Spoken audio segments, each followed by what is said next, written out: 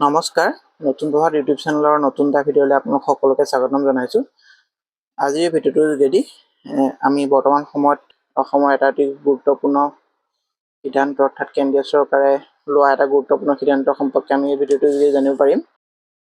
অসমৰ যাতায়াত ব্যৱস্থাটো উন্নতকৰণৰ কাৰণে কেন্দ্ৰীয় চৰকাৰে ৬,৯৫৭ কোটি টকাৰ এক অভিলাষী প্ৰকল্প গ্ৰহণ কৰিছে আৰু এই প্ৰকল্পটো অনুসৰি অসমৰ কলিয়াবৰৰ পৰা অৰ্থাৎ নগাঁও জিলাৰ কলিয়াবৰৰ পৰা গোলাঘাট জিলাৰ নুমলীগড় সংযোগী যিটো 2 লেনযুক্ত ৰাষ্ট্ৰীয় ঘাইপথ আছিল, সেই ৰাষ্ট্ৰীয় ঘাইপথটো 4 লেনযুক্ত ৰাষ্ট্ৰীয় ঘাইপথলৈ উন্নীতকৰণৰ কাৰণে এক প্ৰকল্প গ্ৰহণ কৰিছে আৰু এই সমগ্ৰ পথছোৱাৰ দৈৰ্ঘ্য 85 কিলোমিটাৰ।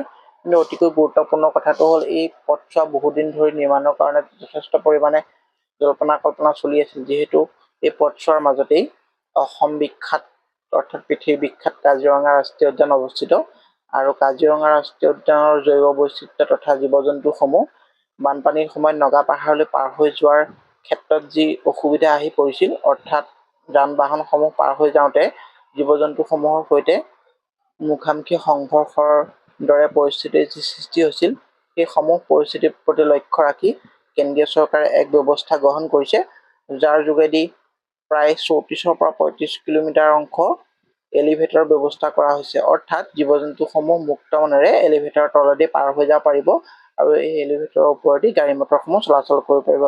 গতিকে এই ব্যৱস্থাটো অসমৰ যাতায়াত ব্যৱস্থাৰ ক্ষেত্ৰত এক অতি যুগান্তকাৰী পৰিৱৰ্তন হ'ব বুলি আশা কৰা হৈছে, যাৰ যোগেদি উজনি অসম আৰু গুৱাহাটীৰ মাজত যোগাযোগ ব্যৱস্থা যথেষ্ট পৰিমাণে উন্নত হ'ব।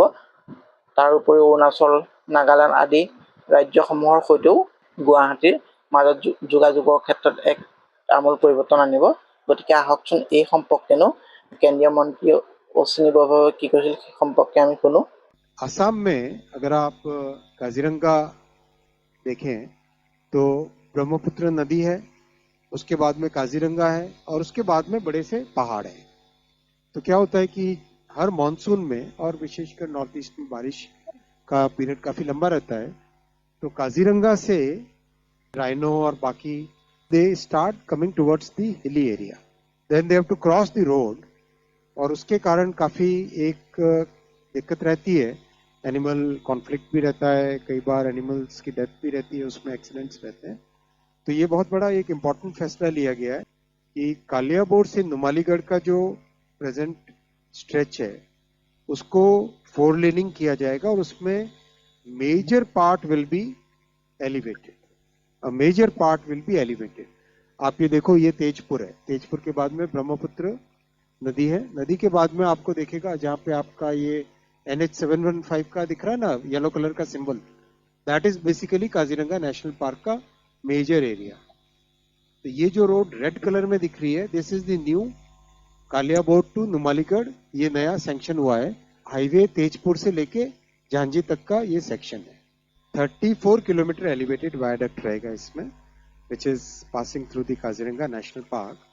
टाइगर कंजर्वेशन, राइनो कंजर्वेशन और वाइल्ड लाइफ के नेशनल वाइल्ड लाइफ इंस्टीट्यूट है, इन सब के साथ मिलकर बहुत सारे इनिशिएटिव्स लिए गए हैं जिससे कि एनिमल्स कोई भी उनको नुकसान ना हो। इसका एक एग्जाम्पल थोड़ा इससे अलग है, ये पेंच टाइगर रिजर्व है, मध्य प्रदेश में है।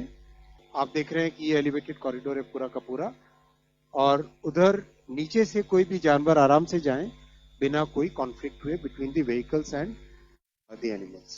और अब ये काफी एक तरीके से स्टैंडर्ड बनता जा रहा है, जहां भी वाइल्ड लाइफ सेंचुरीज में से कोई प्रोजेक्ट लीनियर जाता है, उस लीनियर प्रोजेक्ट्स में this kind of structure is being used.